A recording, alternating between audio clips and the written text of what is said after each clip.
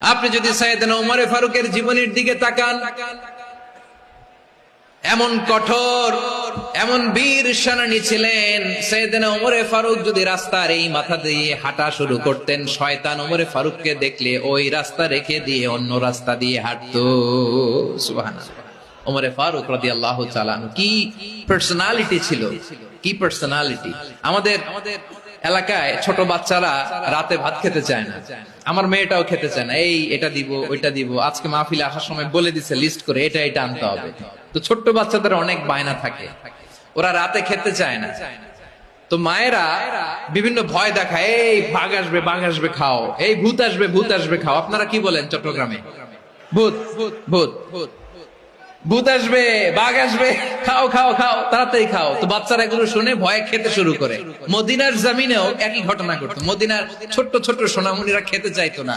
তো মায়েরা বলতো, হা হুয়া ইয়াতি উমর, হা হুয়া ইয়াতি উমর, ওই যে উমর আসতেছে, উমর।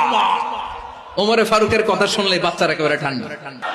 প্রভু তুমি বলেছ রাসূল দেবে না, বলনি দেবে না উমর, বলনি দেবে না হামজা তারি, খালিদ বিজয় সমর।